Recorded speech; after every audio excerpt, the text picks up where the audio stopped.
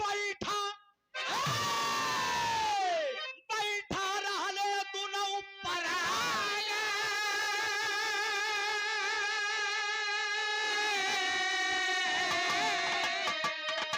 अरे हंस के अरे कहीं मंदोदरी रानी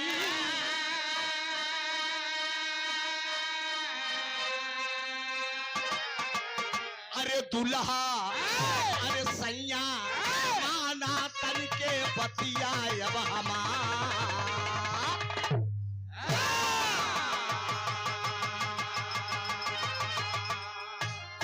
भोरहे के बेला बाद त्रिलोकपति दशकंदर और सूर्पनखा दोनों प्राणी सिंहासन पर बैठा मरकहवा काजर लगाए कि एक दिन मंदोदरी जो है रावण से छलाएगी तर्ज का भाव लगा उस्ताद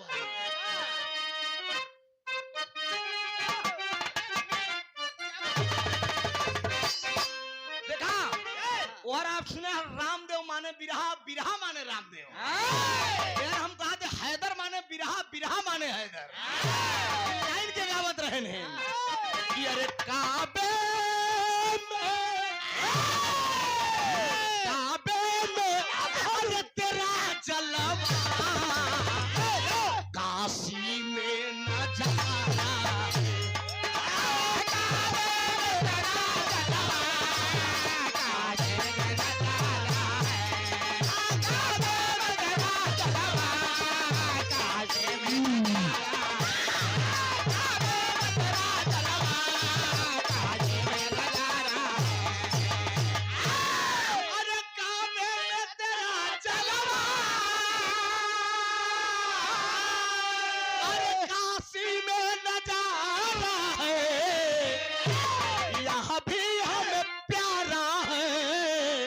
अभी हम प्यार है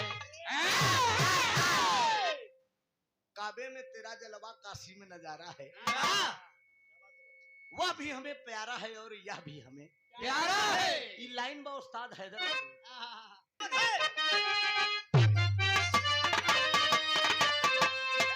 अरे मंदोदरी कहन लागे पुलिस मुख साया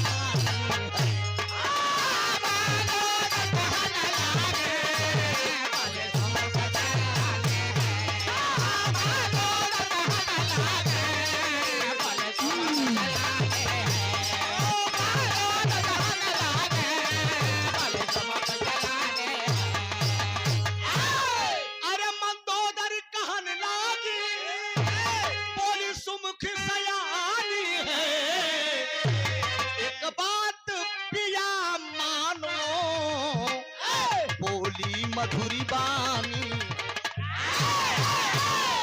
मंदोदरी मरकहवा काजर लगाए के लंकापति राजा रावण से कहा तो उस्ताद गाए कैसे है मंदोदर हंस के बोली मंदोदर हंस के बोले मंदोदर हंस के बोले तब जुबा को अपने खोली तब जुबा को अपने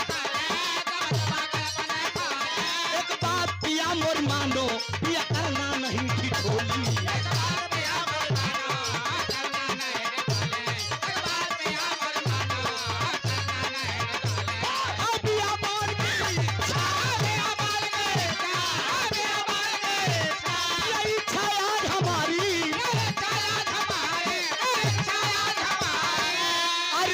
विचरण करने जाऊं है स्वामी अर्ज हमारी मरकहवा काजर लगाए के लंकापति राजा रावण से कहा आज लंका से बहरे घूमा अरे रावण कहा कौन कमी पाई जो लंका से बहरे जाए कहा था कहा चाहे जैसे आज हमका बहरे घुमावा रथ सज के रथ पे दोनों प्राणी बैठ के लंकापति राजा रावण और मंदोदरी दोनों जने आज जब बैठ के चल दे तो एक ही तरस के लाएगा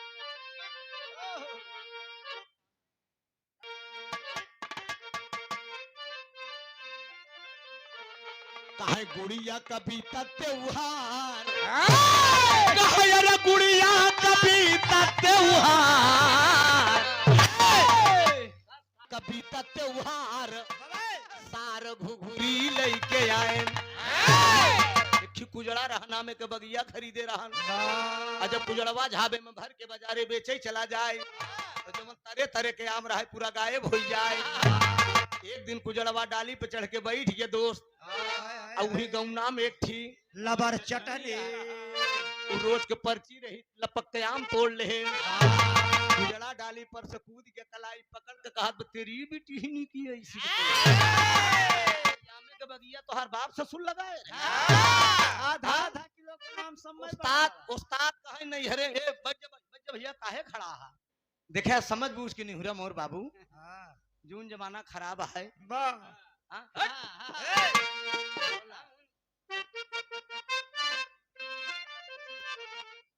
काहे खाई गयू लंगड़ायाम, काहे खाई गयू लंगड़ायाम,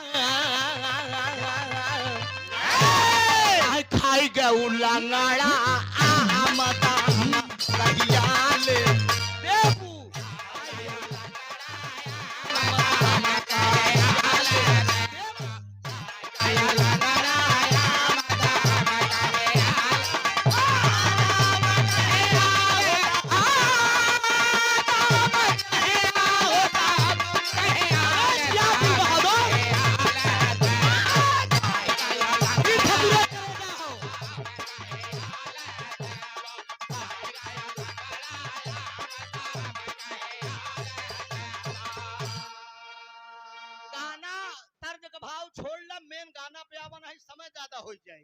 कहा दोनों प्राणी होई के सवार।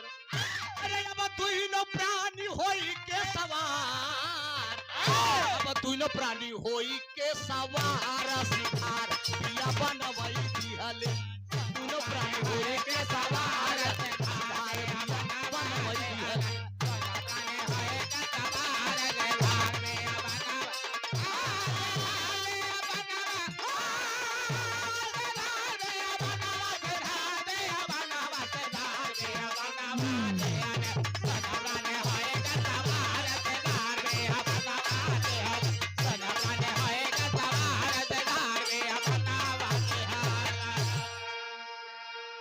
त्रिलोकपति दस्कंधर और मंदोदरी दोनों प्राणी चलते हैं, रथ वापस चला आए और जंगल में अकेले भ्रमण करे लागे। सामने एक सरोवर दिखाई पड़ा। अब तबले मंदोदरी के निगाह पड़ गई। मंदोदरी रावण से कहत कि हे पिया, ई जोन समुद्र दिखात बा, ये समुद्र में जो ये कमल का फूल खिलता हुआ दिखाई दे रहा है, ये फूल लिया के अगर हमका दे देते तो हम अपने अगर जूड़ा में लगाई ली तो 4 चांद लग जात। रावण कहे तू मेहरारू बुझात। अरे मंदोदरी, तुम एक फूल की बात करती हो, हम त्रिलोकपति दस्कंधर देखा और हनुमान का घमंड भराने और रावण का घमंड हो चलता। जान ले यह रावण के घमंड हो चलता बा। कहा तो तोहरे लिए तू हमार जान हो, तू हमार जान हो, तू हमार जान हो।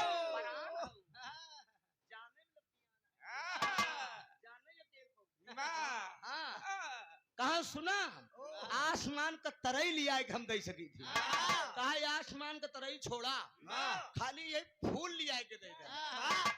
जवन हम कहा था वो त्रिलोकपति दस्कंधर अपनी औरत के कहने पे जरा गौर करेंगे बाबूजी, उस सरोवर में प्रवेश कर गया। अब जब सरोवर में प्रवेश करके जैसे वो कमल का फूल पकड़े की कोशिश करत बा, वैसे फूल मायावी है दोस्त, धीरे धीरे खसकर चला जाता।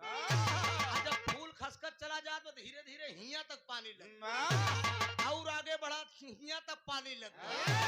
और जैसे पकड़े की कोशिश करत बा फूल खसकर चला जाता। मंदोदरी कहा विकास लवा लैया बा। अरे रावण कहा राण तू हमारे जान का भूखी हो, चिड़ई के जान जाए लड़का के खिलौना लगा रहा है। लई गऊ फूल मायावी रहन सुने वाले पंचो। धीरे धीरे जब रावण बढ़ा तो हिया तक पानी लग, और जब हिया तक पानी लग गया तो जब और आगे रावण ऐसे पकड़े की कोशिश करे तो सुने वाले पंचो फूल लई के रावण को ही समुद्र में डूब। जब डूब गया तो सरोवर के किनारे मंदोदरी इंद्राज बैठी ओकर पूरा हार सिंगार सब बिखर गया। तेरी लगाई दे दादा वाली। आए हाय दादा पंधारी खितेरी गावत रहे। कैसे भैया? पंधारी ओ गाँव रामा रामा पुजारी सारे पंडावा भये, रामा रामा पुजारी सारे पंडावा भये,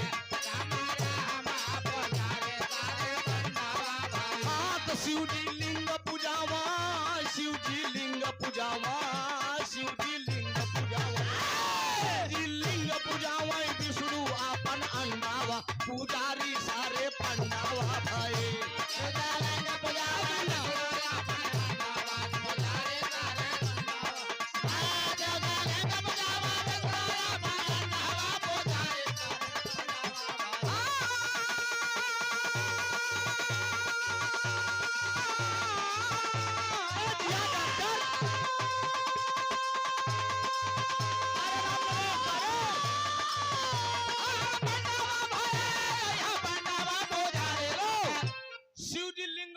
विष्णु अपन अंडवा पुजारी सारे शंकर जी अपने लिंग के पूजा कराए हैं, विष्णु जी अपन अंडा बताओ मूर्ति की पूजा शंकर जी की देखा था।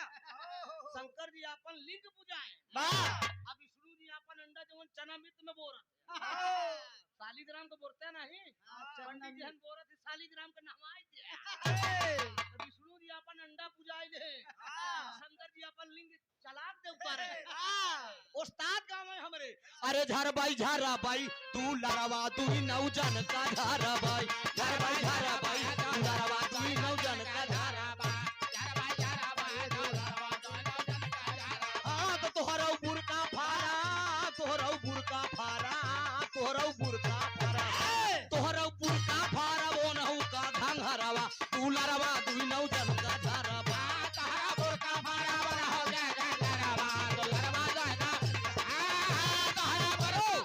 तोहरो बुरका फारा, तोहरो बुरका फारा वो नहु का घंघरवा, बुरका मतलब पाकिस्तान, घंघरा मतलब चीन, जहां कोरोना आई रहा, तो तोहरो बुरका फारा वो नहु का घंघरवा, लेकिन दुलारवा दुई नौ अरे कजरिया बही के काले पे गिरी, अरे दिवाकर चढ़े गगन पे चटकल दोपहरिया, मंदोदरी का पूरा हार श्रृंगार बिखर गया। सुने वाले पंचों में हम समय पे चलते हैं यहाँ से बाउंड में गावत है ना, पूरा खत्म हो जाएगी। मंदोदरी का पूरा हार श्रृंगार बिखर गया, ये मरकहवा काजर एकदम बह गया। मेरे दोस्त की हम दुल्हा जब हमार नहीं है तो हम लंका में जाब तो कहाँ मुंह दिखाऊ, ये बतिया यही छोड़ दे। अब यह रावण का फूल कहाँ लेके पहुंचा, क्षीर सागर जहाँ भगवान विष्णु का दरबार रहा, पहरे में दो सिपाही खड़ा जेकर नाम जय और विजय, तद्दस मूड़ी के मनई जब मरमरात की रावण चला, जय और विजय पहरेदार कहे कहाँ जा रहे हो, रावण कहा है कि ये किसका नगर है, कहा जय और विजय कहा ये मेरे मालिक का नगर है, तो हर मालिक के कहन हमार मालिक है भगवान विष्णु, विष्णु जी का दरबार है, बिना मेरे मालिक के आदेश को तुम अंदर नहीं जा सकते। रावण कहे पहले मेरा परिचय सुनो उसके बाद अंदर जाऊंगा।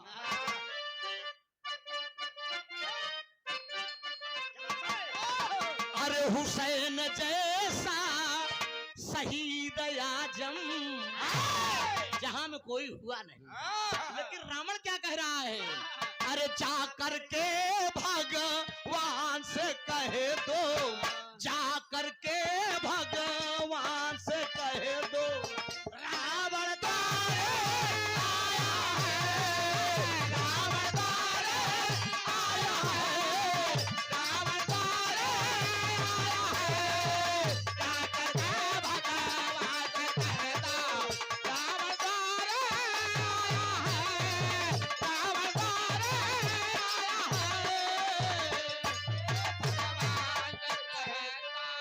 जा करके भगवान से कह दो, अब रावण द्वारे आया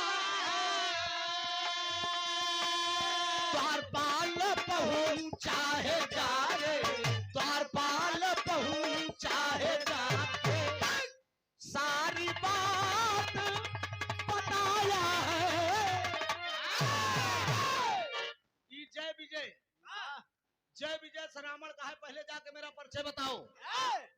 लक्ष्मी चरण दबावत रहन, भगवान विष्णु लेटा है। जय और विजय पहुंचन कहन दुहाई सरकार की। जय विजय से विष्णु जी कहन का बात आटे, कहन अरे ई गेटवई पे एक 10 मुड़ी के मनई आई बे। भगवान विष्णु समझ गए कि हाँ हाँ हम समझ गए, तू अपन नाम रावण बतावत बा। कहन हाँ हाँ हाँ प्रभु, अरे क्षीर सागर में उनका स्वागत है, उन्हें आने दिया जाए। जय विजय कहन रावण से कहन जा अंदर। अब बाबूजी रावण अंदर गए। लक्ष्मी माई के भगवान विष्णु कहन दुल्हन तनिक हट जा आप तो। अरे वाह, अरे दुनिया का विद्वान पंडित आ रहा है मेरे दरवाजे पे, द्रौपदी दक्षिणधर आ रहा है। कहा तब इतने में दोनों जने गले मिले, दोनों जने गले मिले। रावण कहन, रावण से विष्णु भगवान कहन कस कैसे आया। कहा यार तोहार नगरी देखे के मन हो गया चलाए। अभी नहीं बतावत कि हमान मेहरारू फूल मांगे रहे, हम फूल के चक्कर में हिया तक चलाए। ओकरे बे घमंडई भवा। अब भगवान विष्णु जानत है कि तू कैसे आईया, तू हमान नगरी देखे आईया। लक्ष्मी जी के बोलायन कहन दुल्हन तनी हिया आवा। कहा कहा तनी तू जल जलपान बनाए के इनका करावा, ये लंका का राजा रावण है। वो कान्हे पर हाथ धरन विष्णु जी रावण के कहे तनी देवलोक में की पंचायत दिया है, हम पंचायत करे जात है और तनी के हिया नियम कानून है ओका समझ ले। रावण सोचत हम एक मिनट हम अपने लंका में नियम कानून चलावत रहे, हिया एउ नियम कानून चलावत। कहे बोला कि तर्ज लग के बड़ी पुरान दद्दा बा।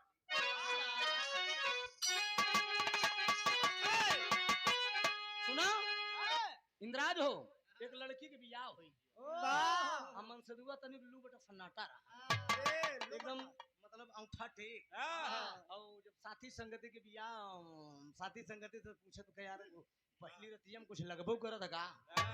एक ही बताए कि बर्फी ले ले, एक ही कहे पेड़ा खरीद ले, एक ही कहे छेना वाला रसगुल्ला ले ले, एक ही बताए कहे सबसे बढ़िया आइटम तो का बताई यार सस्ता सवाव पाव गुलैया खरीद ले। अब बढ़िया रुमाली में गठिया के दोनों प्राणी मजेदार कुरकुराया।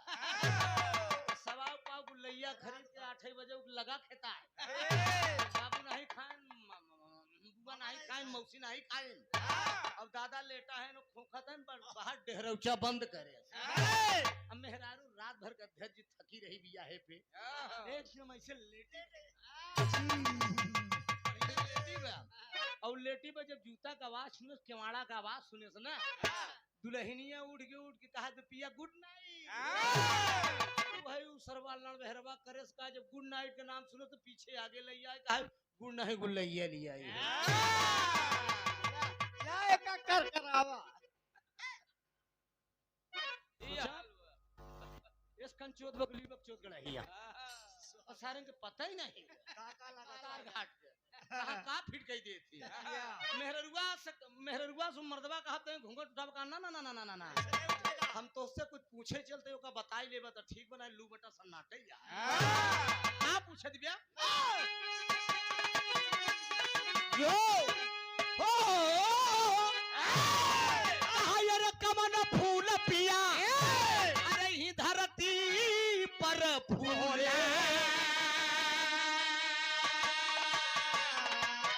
कमन फूल पिया अरे धरती पर फूले अब कमन फूला आसमान है पियावा कमन फूला आसमान है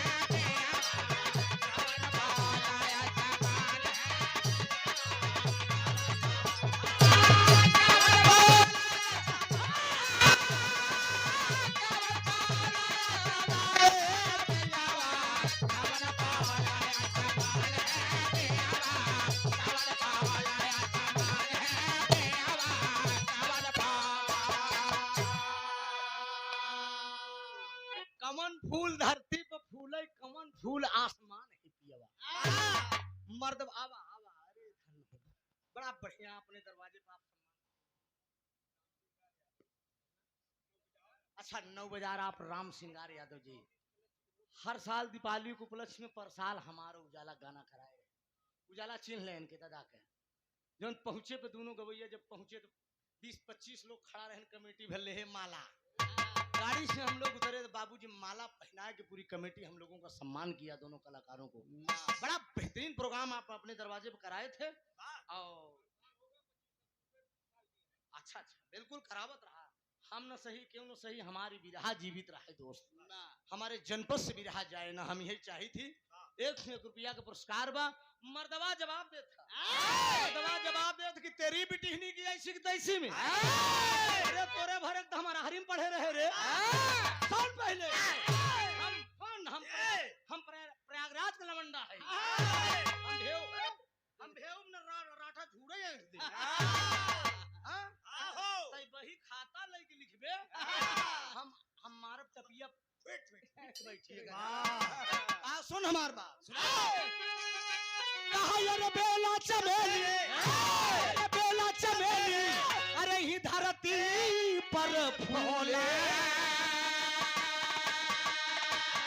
कहा यार बेला चमेली अरे ही धरती पर फूले। वह चादा सूरजाया समान है, चंदा सूरजाया समान है। जी पुराण बिरहाया तारा बहार हरन के।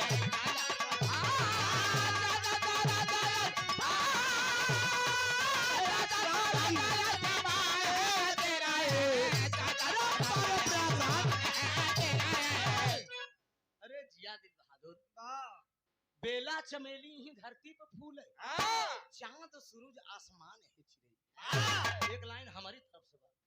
अध्यक्ष जी कहाँ कमन चीज है अब, अरे धोवले ना छुट्टी है औ का न मिलई उधार है मितावा। जरा विचार करा, कवन ऐसा चीज पे कितनो धोवा लेकिन छूटी न, कवन ऐसा चीज पे कितनो उधार मांगा भाई साहब के दे न बल्कि मार कैली।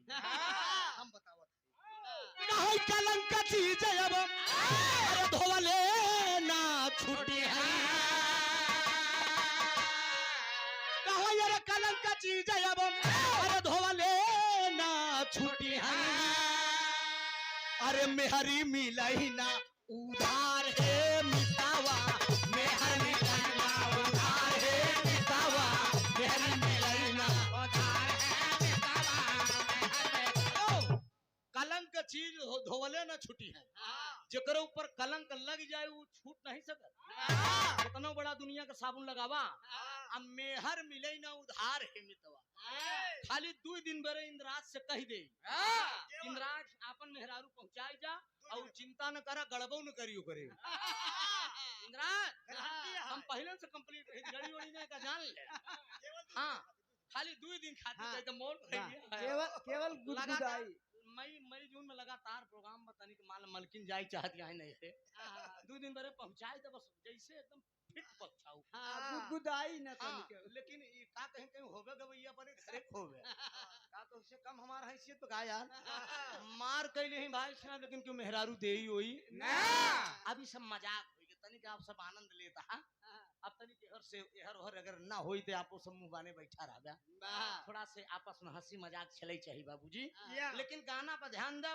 1 मिनट डॉक्टर साहब समझावे देता नहीं। भगवान विष्णु रावण के कान्हे पर हाथ धरे, कंधा पर धरे न, कहन अब बतलात लिया के चला जाता है। कहन ए दस्कंधर सुना हम बतावत है, कहे दस्कंधर से अरे वही बोलई लागे। अरे दस्कंधर से अब बोलई लागे, अरे हंस के तू रहता भगवान है मितवा, हंस के तू रहता भगवान है मितवा।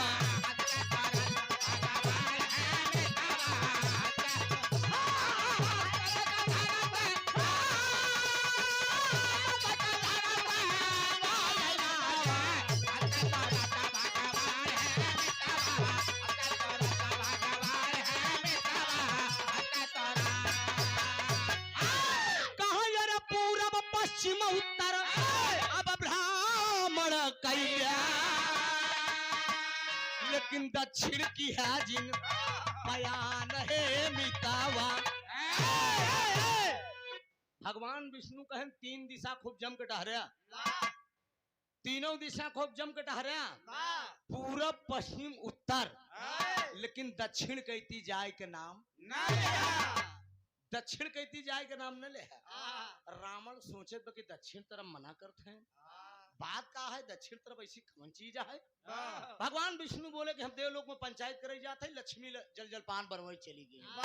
कुछ दूरी कुछ तनिक देरी रावण बैठा रहा, ओकरे बाद मन में सोचत बा कि चली तनिक हम दक्षिण तरफ देखी तले आल्हा लग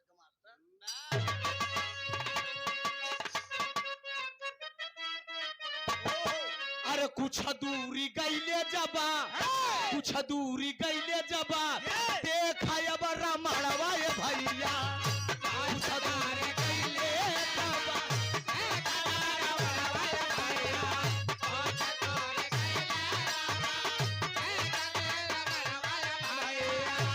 एक बार गादावा के पेड़ हो देखा, एक बार गादावा के पेड़ हो देखा,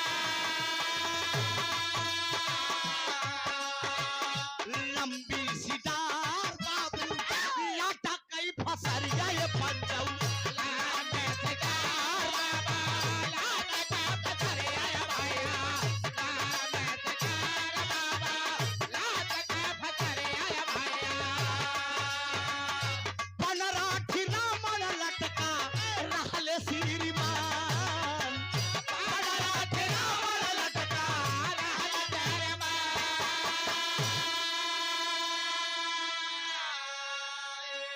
जरा गौर करेंगे मेरे मुकद्दर के मालिक, विरह के सुनने वाले श्रोता भगवान, कहानी पर आप लोग गौर करिए। वो रावण दक्षिण की दिशा में जाता है, और जब दक्षिण की दिशा में गया तो करे घमंड रहा कि हमका रोके यहाँ चल के देखी हम उसको बहादुर बगा।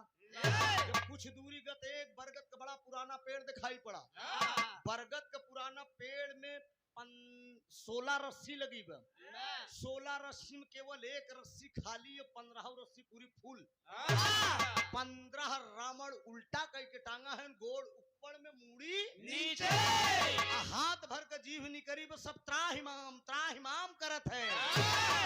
रावण गुस्साए के बाद मियां से तलवार निकाल कर कहा,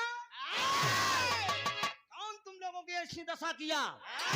उन्हन जवन 15 वहां उन्हन डांटा था, चुप चुप चुप, अरे जहां आई बात हिया पे बड़ा खतरा,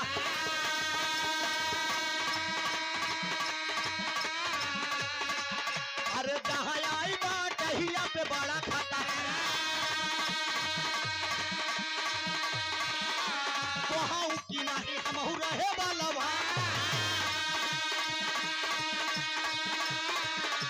चौने तू नगरी के बना हुआ माता, अरे वो इकतरे हम रहे श्रीमान हो,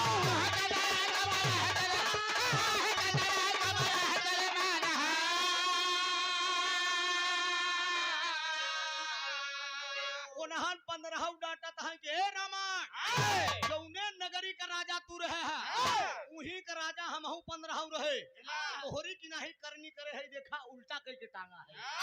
एक काम करा, अरे एक का फंदा खाली बाटा नावा हो तेरा नावा, एक का फंदा खाली बाटा नावा हो तेरा नावा, एक का फंदा खाली बाटा नावा हो तेरा नावा, अरे यावा तो हाउ का लटका श्रीमान हो, यावा तो हाउ का लटका तेरे बा, यावा तो हाउ का लटका तेरे बा, अरे रावण गुस्साई गवा, अरे कैले पयनमा लौटा है तुरतई भवन के मधा,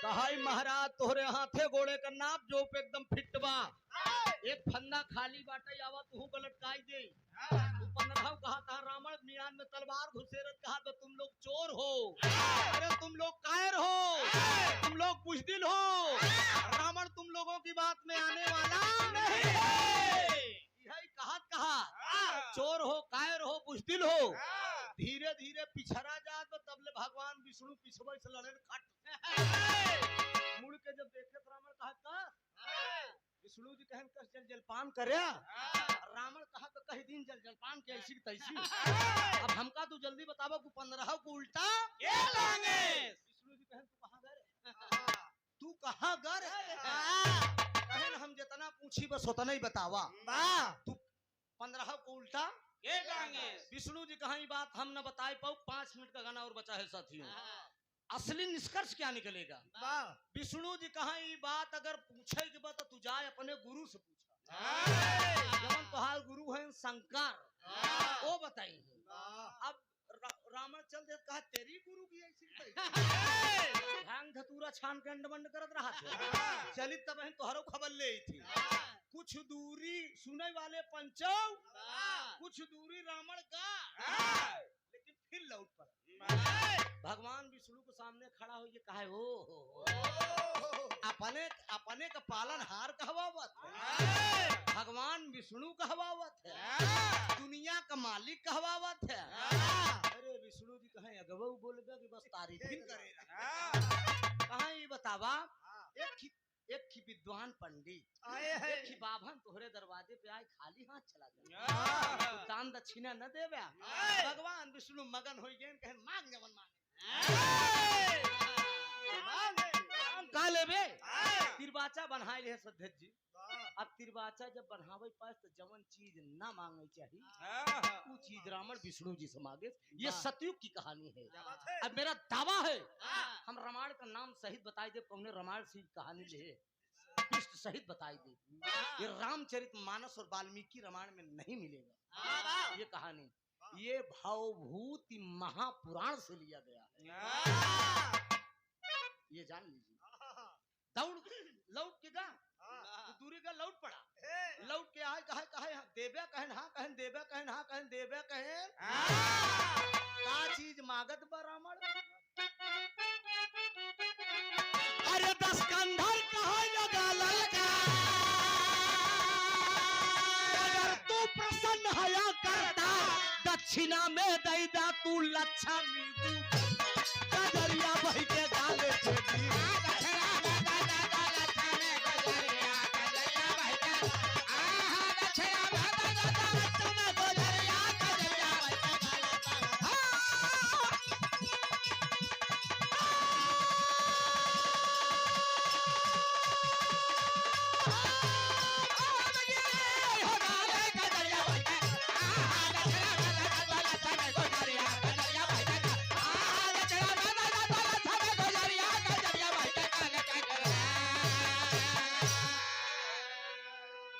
कंधर कहाई लगा ललकार अगर तू प्रसन्न है करता दक्षिणा में केवल दे दे अपन लक्ष्मी गुजरिया केवल अपन मेहरारू दे दे महाराज और हमका कुछ चाहिए वही अरे विष्णु जी कहन गजब कह दे यार क्यों मेहरारू देव कि हम हिंदी कहा एक बात बताई दे हो दे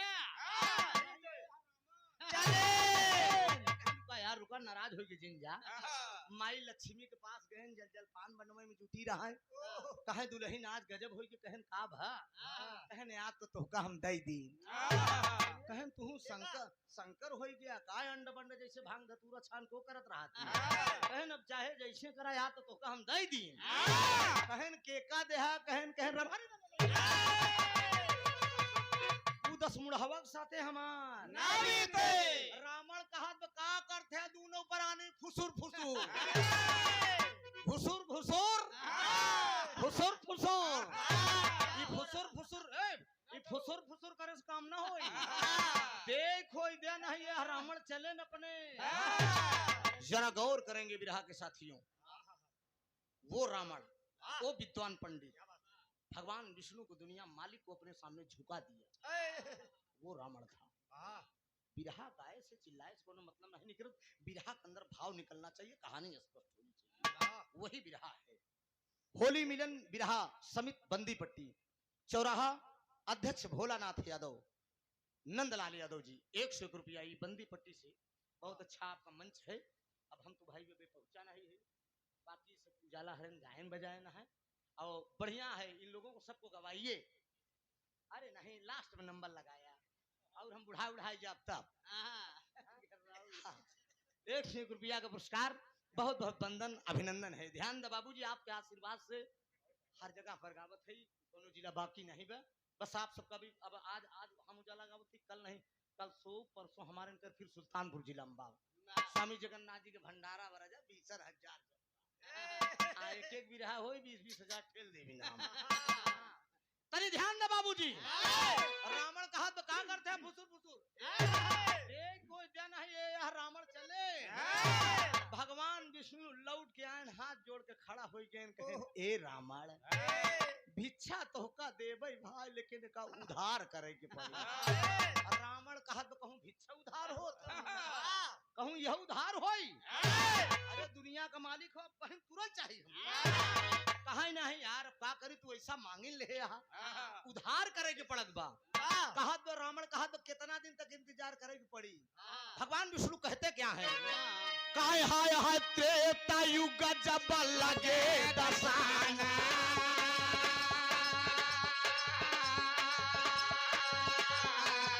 त्रेता युग जब लगे दसाना,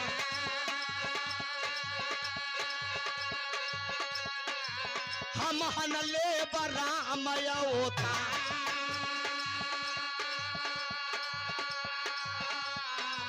ए लक्ष्मी सीता हुई है,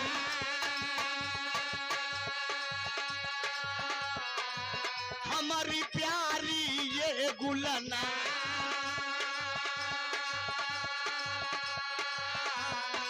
माता पिता के आज्ञा से हम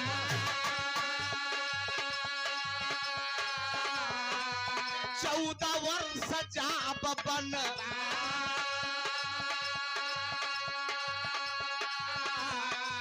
जोगी बन के आया वहीं पे, जोगी बन के आया वहीं पे, जोगी बन के आया वहीं पे,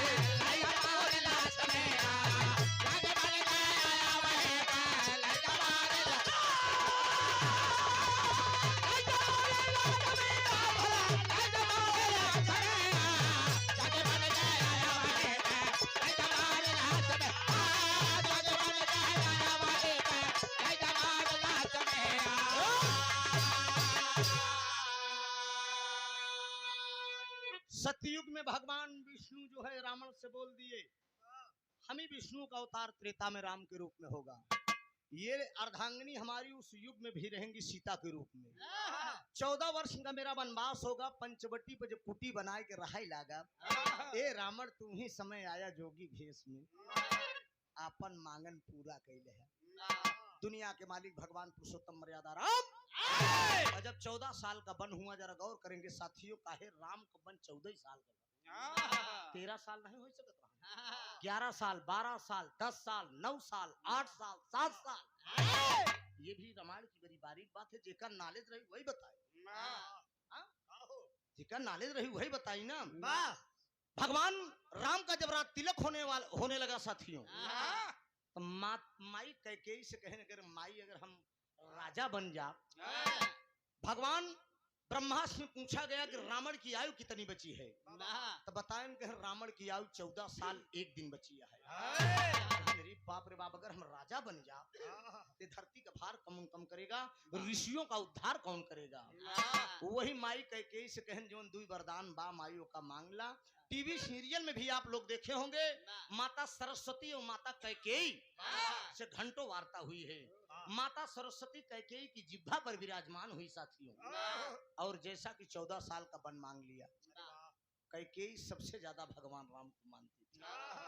महाराज दशरथ पर मांगते समय श्राप भी दे दिया कि कैकेयी जब मैं श्राप दे रहा हूं, कलयुग में कोई मनुष्य अपनी बेटी का नाम कैकेयी नहीं रखेगा। कैकेयी ताव में बोल दे, कहे कैकेयी दुनिया में एक पैदा हुई है और एक रहेगी। बताए दो क्यों अपने बिटिया का नाम कैकेयी रखा हो। 3-4 नाम के मेहरारू बड़ी खतरनाक हो, जैसे चंपवा, समझे, चंपवा, चमेलवा, जोन खतरनाक जान ला। और लुगा कैसे पहने थी जानता, पेकर कोड़े अंगूठा तक न झलके, ई जान ला, ई दांत खोज करे, ई जान ला जोन तनी चपरचंद हो, धोती उनको लोथरते ही रहा था। चंपवा नाम की जो देखने में मेहरारू बड़ी तेज होती, कैकेयी दुनिया में एक हुई है और एक रही। ये कैकेयी बोली राजा दशरथ से, और उसके बाद कौशल्या रख दी थी, सुमित्रा रख दी थी, लेकिन कोई कैकेयी नहीं रखा। भगवान राम का 14 साल का जब बन हुआ, भगवान राम जब बन जाने लगे, पंचवटी में रास्ते में माता सीता से बोले कि जब तक करहु निशाचर नासा, तब तक करहु अगिन में बासा। अब सोचा खोपड़ी खराब हो जाए, गवैया से कह दे, गवैया सब यही जानत कि असली सीता लंका में गई रही। हम चैलन के कहा था असली सीता गई नहीं रही, लेकिन गई रही। कब गई रही बिरहा दूसर बा, गई रही, लेकिन कब गई रही ई बिरहा दूसर बा। अगले राउंड में अगर समय मिलेगा तो आज वो भी सुना के जाऊंगा। भगवान राम बोल दे दिए कि है सीता तुम अग्नि में वास कर जाओ, मुझे नर लीला करना है। असली सीता का अग्नि में वास कराए दिए। माया रूपी सीता लेकर पंचवटी पे पहुंचे, क्योंकि वो जानते थे कि रावण मुझसे वादा किया है सतयुग में और वो जरूर आएगा। नकली भेष में आया और नकली सीता लेके गया। ये कार्यक्रम के आयोजक साहब राम सिंह यादव, यादव टेंट हाउस, भवानीपुर के धरती से सादर 101 रुपया का पुरस्कार। अरे बाबू बिया बनवा, आए हाय तुलसी राम खलीफा बिया बनवा, तो होइगा सिया के हारा नवा बिया बनवा, होइगा सिया के हारा नवा बिया बनवा,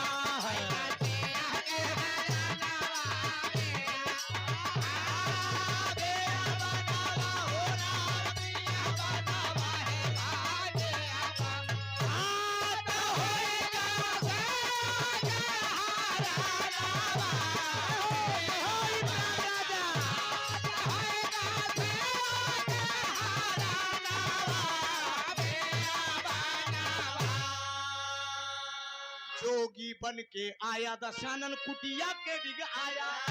अरे लागे मगर भिक्षा माँ से वही कोमल बहन सुनाया बाबू बिया बनवा, तुरंत लैके उड़ा गगनवा बिया बनवा, लैके उड़ा गगनवा बिया बनवा।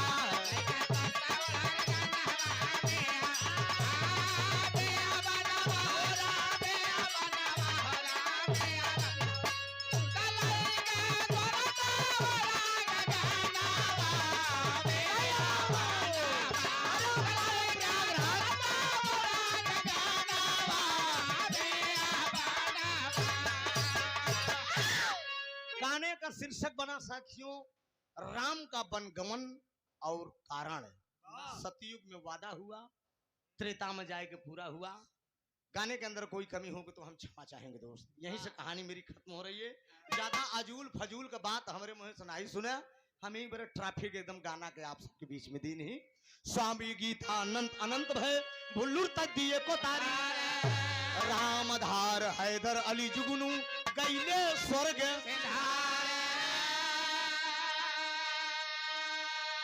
अरे कजरिया बही के गाले पे गिरी, त्रिभुवन नाथ का बाटे मऊहरिया बाखरिया, कजरिया बही के गाले पे गिरी। नहीं हरे का हाल कहा चूम जता, कात हो रे घरे रहा चूम जता का, केतनी सहेली तोरे चूम जता का, अरे नारी न बेली तोरे चूम जता का, चूम चटाका चूम चटाका चूम चटाका चूम चटाका चूम चटाका। मेलवा का 5 लाख दिया भूल गया, मेलवा का 5 लाख दिया भूल गया, मेलवा का 5 लाख दिया भूल गया। अरे का तोरे घरे रहा चूम चटाका, हाल चाल बतावा तू चूम चटाका, अरे नारी न बेली तोरे चूम चटाका, अरे कामर ही लावा तनी चूम चटाका, अरे खाना लियावा तनी चूम चटाका, अरे काफी पियावा तनी चूम चटाका, अरे बिस्तर लगावा तनी